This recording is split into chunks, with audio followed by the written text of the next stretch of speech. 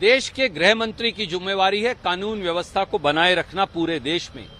पर अगर देश के गृह मंत्री ही अगर कानून को भंग करेंगे, देश के गृह मंत्री ही अगर संप्रदायों का झगड़ा करवाएंगे, देश के गृह मंत्री ही झूठी और बेबुनियाद बयानात इशू करेंगे, तो कानून की रक्षा कौन करेगा। आज हमने ये एफआईआर दर्ज करवाई है high ground police station Bangalore में श्री अमित शाह, जो देश के यूनियन होम मिनिस्टर हैं, उनके खिलाफ 25 अप्रैल को जब वो कर्नाटक में आए तो उन्होंने झूठे, मनगढ़ंत, बेबुनियाद और बेसिर पैर के बयानात कांग्रेस पार्टी के बारे में दिए। अमित शाह जी, ये कांग्रेस पार्टी की डिमांड थी कि पीएफआई को बैन किया जाए। महीनों तक बसवराज बोम्मई जी ने पीएफआई को बैन नहीं किया। विधानसभा के अंदर और बाहर और सारे सोशल मीडिया प्लेटफॉर्म पर हमने कहा हमारी मांग पर पीएफआई को बैन किया गया है, और आप ये कहते हैं कि हम बैन हटा देंगे। हमने ये वादा किया है, ये सरासर झूठ है, बेबुनियाद है।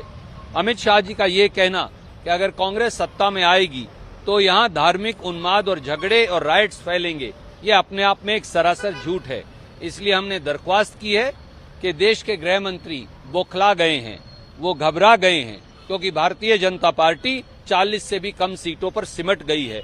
भारतीय जनता पार्टी सीधे सीधे हार का सामना कर रही है कर्नाटक में, और इसलिए हमने मांग की है कि section 153, 153A, 171G, 505(2), 120B Indian penal code भारतीय दंड संहिता और करप्ट प्रैक्टिसेस को लेकर section 123 representation of people act में अमित शाह जी पर मुकदमा दर्ज किया जाए। ये नॉन कॉग्निजेबल ऑफेंस है, चाहे वो गृह मंत्री भी हों। अगर वो कोई क्राइम करेंगे तो उन्हें भी गिरफ्तार करना पड़ेगा। हमने भारत के चुनाव आयोग से भी दरखास्त की है कि अमित शाह जी को इस कर्नाटक के चुनाव में कर्नाटक में पांव रखने की इजाजत ना दी जाए, उन्हें यहां से बाहर किया जाए। चुनाव आयोग ने हमारी दरखास्त को सुनने के लिए कल 4 बजे का समय भी दिया है। धन्यवाद। सर, आपने ये भी कह रहे हैं कि कई कांग्रेस के जो नेता आ रहे हैं वो कांग्रेस के ऊपर ये इल्जाम लगा रहे हैं कि एसडीपीआई पीएफआई का सपोर्ट बैकडोर में मांग रही है कांग्रेस, इसको क्या कहेंगे? देखिए, भारतीय जनता पार्टी के पास 40% कमीशन का जवाब है? नहीं है। क्या प्रधानमंत्री ने कॉन्ट्रैक्टर एसोसिएशन की 40% कमीशन की चिट्ठी का जवाब दिया? नहीं। प्राइवेट स्कूल टीचर एसोसिएशन की 40% कमीशन की चिट्ठी का जवाब दिया? नहीं। विंगलेश्वर स्वामी जी के 30% कमीशन का जवाब दिया? नहीं। पुलिस सब इंस्पेक्टर स्कैम में 80 लाख रुपए की रिश्वत का जवाब दिया? नहीं। असिस्टेंट प्रोफेसर की नौकरी में घपले का जवाब दिया? नहीं। डिस्ट्रिक्ट कोऑपरेटिव बैंक में जो घपला हुआ उसका जवाब दिया? नहीं।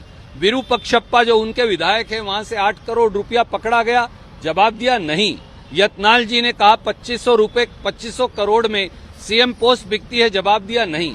इसलिए उनके पास अब केवल ऊल जलूल बचा है।